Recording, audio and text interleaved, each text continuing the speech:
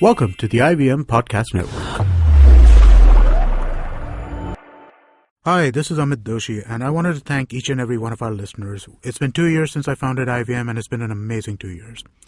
We wanted to learn a little bit more about who is listening to our shows, and so we put together a short survey. The survey is anonymous, and we aren't going to be collecting any personal information. I would really appreciate it if you could take a couple of minutes out of your day and go to ivmpodcast.com/survey and fill it out. Thanks, and please keep listening. You're listening to TFG Cricket. Hello guys, welcome to a new episode of TFG Cricket Podcast. Today we are going to review the third test between India... Preview the third test between India and Australia, which is very nicely poised because of on-field and off-field activities, which every time happens when Australia is in town or India goes out there. I have Vivek Krishnan with me and CP Thomas is joining us via phone call. So just a disclaimer there if there is any disturbance. Welcome guys. It looks like it is toss ka boss again. The one who wins the toss wins the match. I think so, because that's how the series has panned out till now. We have seen the captains have had no hesitation in batting first after winning the toss. And because the wickets have been so underprepared in Pune, in Bangalore, we expect similar stuff in Ranchi.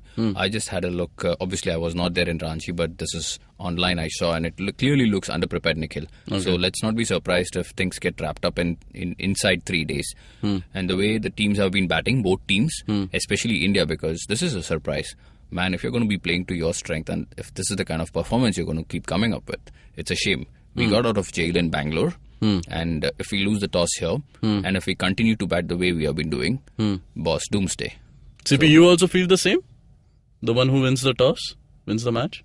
Yeah, I don't see anybody disagreeing with that. And with now what's happened in the last test match, where finally in Bangalore you thought that you'd get a decent pitch, and, you know, after losing the first test to a ranked turner, you thought there would be a decent batting pitch, but India stuck to its thing about preparing spin-friendly tracks, and now that they have won, there is no looking back. It's going to be probably, I don't think if it lasts till the third day, it would be a surprise. Okay. Vivek, a lot of changes in Australian side. Also, Murli, which is back in India. Can you just briefly touch upon forced changes, I would say, for Australia. Not so much for India. Obviously, you have Maxwell. Maxwell should play this game. Yes, we all know Marcus Stoinis has been called in as a replacement for Mitchell Marsh. And obviously, Pat Cummins for Mitchell Starc. The reason I feel Maxwell should play is when they selected the team for the Indian tour, they picked Maxwell ahead of Stoinis, which means it's a clear indication that they prefer Maxwell ahead of Stoinis. Stoinis is only a standby. And now that Mitchell Marsh is out of the tour, Stoinis comes in as a replacement. Will he be drafted into the playing 11? I don't think so, because as a bowler, does he offer much? He's more of a T20 ODI bowler, seam-up bowling, doesn't have too much pace. He has some variation, sure. But these work in a format like T20, not in test match. Not to say that Maxwell is a champion of spinner, but you and I, we could go to one of these wickets, roll our arm over, and suddenly we'll see the ball turning. Yeah. O'Keefe, when he started bowling in Pune, when he came into that test match, we said, oh, come on, he's just another club bowler from Australia. And look what he did. Okay. So I'm not saying Maxwell is going to repeat O'Keefe's heroics, okay?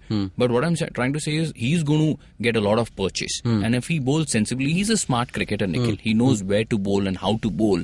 But I think somewhere Steven Smith is very hesitant to play him. I don't know why. Probably in that match at Bangalore, had he played in place of Mitchell Marsh, the result would have gone in Australia's favour. Just the way, very unorthodox, unconventional and fearless. And the way game is evolving, you need a bit of fearlessness in test match cricket also. And this will only help Australia. And that's where I feel Maxwell should be playing ahead of Stoinis. Number 2, Cummins. Cummins is an out-and-out test bowler. He's got pace, he's got bounce. Sure, he doesn't have the same experience like Starc in Indian conditions. But, man, he's a complete package. He's someone who can come in, run, hit you all day. And if he's fully fit, pick him. Why? What are you trying to achieve by playing Jackson Bird? Jackson Bird is a wicket-to-wicket bowler, 125, 130. Are you telling me he's going to threaten this Indian batting lineup? The answer is no. Play Cummins and play Maxwell. Okay, along with Hazelwood and the company. That's right. Yeah.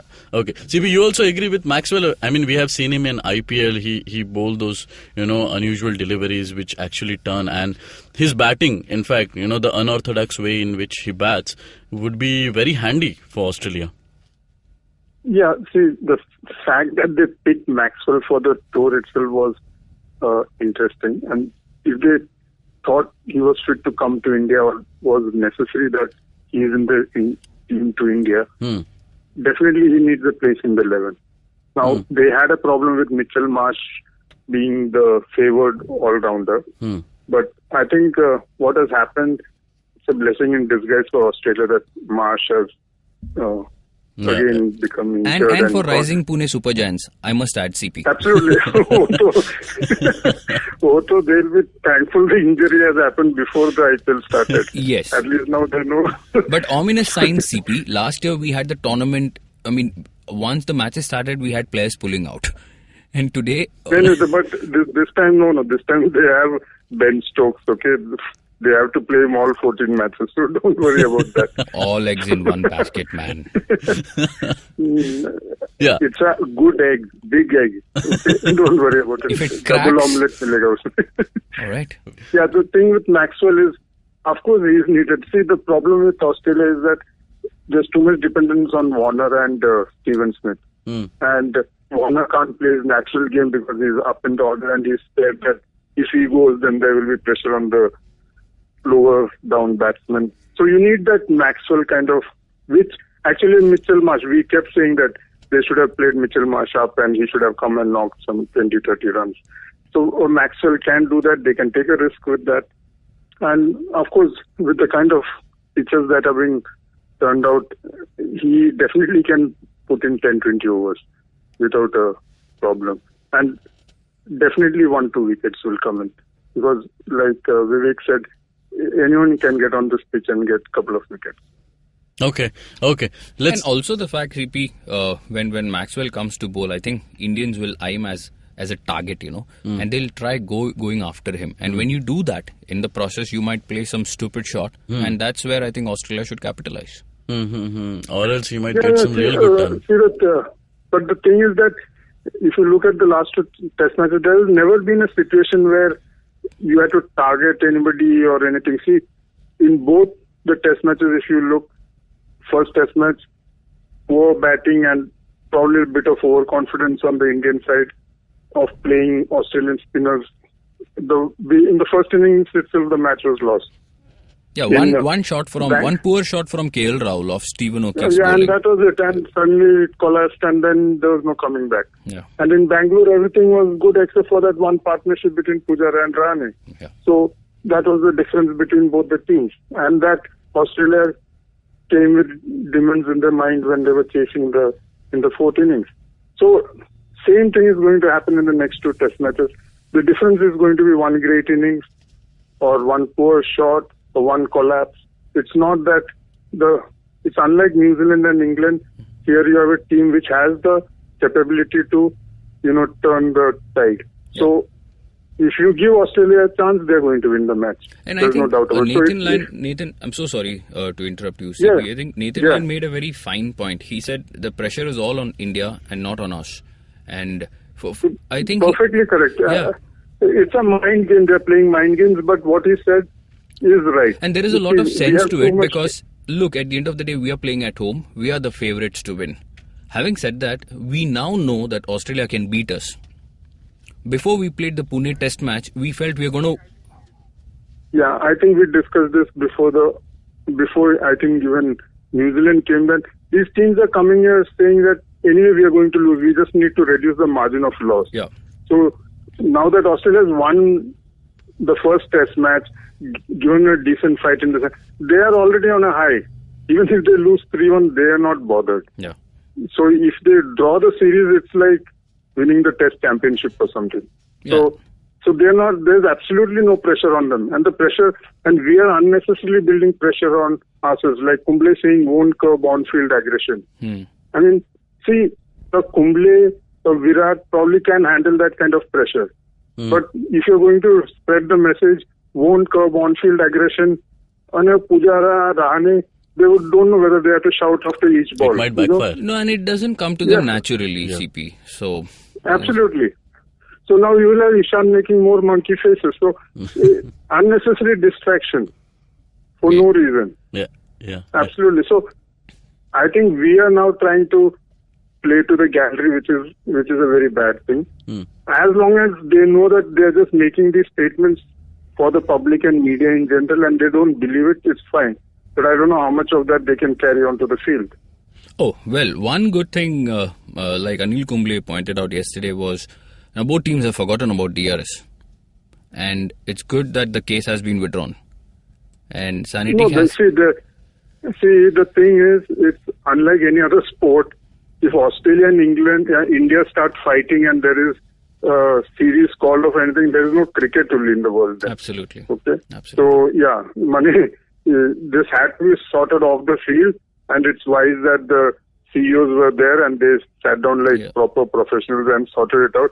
Because there are just 3-4 teams playing cricket in the world whom people want to see. And of that, the top two are India and Australia. You can't have a case like 10 years ago where you walk off the field because there's cheating or whatever. You have to sort it out. Yeah. Okay. Let's talk about Virat Kohli now. There have been, 4 innings without a good score. The good score is because our expectation is so high with him that we want him to score century in every match. But you think this is the comeback for him? I think so. Because, look, like I said, we escaped in Bangalore.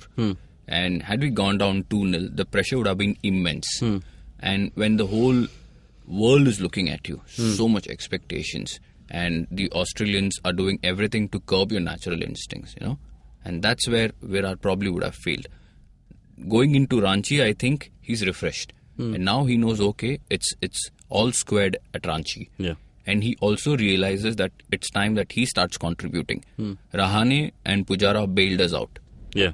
And I feel Virat Kohli is going to be extremely possessed. Mitchell Starc is not there. Because at the back of his mind, he knew Starc would get him sometime, some way or the other. And that brain fade, obviously, look, man, he has played so many matches. And when was the last time we saw him leave a ball like that? So Nathan Lyon, I think that was brain fade or brain freeze, whatever you want to call it. But going ahead, I think he has to play his natural game. And I think he will, because I saw shades of uncertainty in the Bangalore test match. I don't blame him. You can be a great player, but the situation can get to you, And that's where I think he has to break out of that. He has to break the shackles, just like what Warner has to do. If you are going to curb your natural instincts and if you're going to adopt a defensive theory, boss, that's a recipe for disaster. You don't do that. There is no point mucking around for 2 hours and then getting 20-30 on the board. It's not helping anybody's cause. We want to see the Virat Kohli who played against England and New Zealand without any fear. And I know that this is a world-class attack, no question about it. Yeah. And there is going to be pressure. But I think the only way he can break this is by playing free. If he gets out in the process, no problems. But if he's going to get... And Aussies have played it extremely smart, Nikhil. Time and again we keep saying, Virat Kohli ne runs nahi banaya. But why? Before the start, the build-up, the mind games, said, get under Virat's skin, we're going to say this, we're going to say that. Nothing. They have just stuck to their basics. They just focused on bat, ball, and that's it. They have not they have not said anything to Virat Kohli. I remember when Steven Smith came out to bat, Virat gave him a mouthful. And that was interesting to see the banter. Obviously, they didn't cross the line. But when Virat comes out to bat, you can see the Australians are focused. They just want to get this man out. That's it. In fact, that was unexpected. Well, what was unexpected? That Aussies are not sledging Virat. No, it was expected. Like I said, see, before they came to India, the talk was about Virat Kohli. Adam Gilchrist spoke about it, Mark Waugh spoke about it, Ricky Ponting spoke about it, everybody spoke about Virat Kohli versus Australia. These guys have played it very smart, and we called it. We said if they don't sledge, it's only going to help them. And we know, we saw that in Pune and we saw that in Bangalore also. Yes, they lost that test match, but you stick to that same plan, man. And you don't get under Virat's skin. I think everything is going to be fine for them. Yeah, this winning moment actually would have eased the pressure of Virat Kohli. That's what I'm saying. Yeah, CB, your thoughts? You see Virat coming back in this match? See, the thing is now no longer about form or mindset or anything. The pitch is not helping. So those who are hanging around and making some runs are turning out to be the heroes. So if you count the number of half centuries or 50s or whatever, so Virat might want to play his natural game, Warner might want to play his natural game, but they are too scared because they're not sure of the pitch. And that's going to happen. When there's so much pressure on one or two batsmen all the time to, perform for the team, naturally they find it a little difficult when the pitch itself is not helping them. So Virat, Warner, give them a proper pitch and they'll score runs. But here now there is the added pressure of having to hang around because, everything is around your shoulders. And then you have these pitches where you don't know where the ball is going. So whatever Virat wants to do, whatever Warner wants to do, it's not going to help because the pitches are not at all batsman friendly. So I don't see much difference in anything happening there unless the pitch is a total change from what we are expecting. Okay. Final thoughts, Vivek? I think India have to play Kuldeep Yadav in place of Ishant Sharma. And I'm saying this because Kuldeep Yadav has his own mystery. He did very well in the warm-up matches. And because everybody now knows that the pitch will only aid the spinners. Yes, you have Jadeja. Yes, you have Ashwin. But I think don't give Aussies any room for... There should be no respite. It should be relentless. And Umesh is doing good. Umesh is doing very well. Yeah. So we don't need a monkey face bowling at 125, 130. Very innocuous in my opinion. We don't need all that. We need a good spinner and we need pressure from both ends. Okay, yes, you can talk about Jadeja and Ashwin, but they also need a breather sometime. And that's where I feel Kuldeep Yadav and the Australians have no idea which way he can turn the ball. Yeah. Okay, and that's where I think it can really catch them off guard. Okay, CP, your thoughts? Of course, no big rocket science. Win the toss. Then second is one or two batsmen have to hang out there and score those runs. Who will do it? What will happen? It all depends on the pitch. But I think on Kuldeep Yadav and Ishant Sharma, I don't see that happening because the way people are talking about aggression and they want that Ishant Sharma there running in and is that aggression, so CP, really? You go on social media and read the newspapers, you would think there can't be a bigger aggressor than Ishant Sharma. That's why we are doing this podcast. Like you said, I wish he could bowl at 150, then there would have been some aggression, but that's not happening. But he's going to stay, everything is going to stay. It's going to be toss is going to be very vital. And again, if they play Maxwell, I think they might have a chance. That X factor. Because they need that third bowler, that X guy factor who comes in. Because it's not up to... If you see, Hazelwood was responsible for one of the innings. And now that Stark is missing, it's a huge mental pressure off the Indians. Because we feared Mitchell Stark. There's no doubt about that. So you really need to rely on spin, and they will be hoping that... in fact, Australia, I think, will be hoping that it's a turner, because they actually, on flat Indian wickets, they are not going to win any matches. No, they're not. So, yeah. So if they have a chance, it's actually on a turner. It's only that they need to bat and put up the runs which are necessary. And like Vivek said, the second test match, they actually escaped. 180 was reasonably achievable if just one batsman had performed. True. But there is no clear winners for both of you. Well, my 51 to Australia. Okay. Oh, this 51 theory, 51-49 theory, I'm not a big fan of all this. I think whoever wins the toss. It's as simple as that. 51 whoever wins the toss. And Virat is not going to score. And don't take him as a captain. And very, very secretly, Virat is working with MS Dhoni. I think MS Dhoni has taken the role of a pitch curator. वो होगा कहीं तो stands में 100%. Right. Virat doesn't know Dhoni had a team which wasn't like superstar team. Virat doesn't have that. There's no point asking tips of Dhoni. Okay. Okay. Superstar Dhoni team. Dhoni didn't have to bat to save the team. Virat has always to bat. Yeah, that's true. Huge difference. That's true. Okay, on that note, we'll wrap this episode, guys. You can read more articles on cricket on our website, thefangarage.com. You can connect us via Twitter, The Fan Garage, and our Facebook page, The Fan Garage. You can listen to our podcast on IndusVox Media, Audioboom, SoundCloud, iTunes, and definitely on YouTube. Don't forget to download this app, IBM Podcast, on Android and iOS. Till then, take care.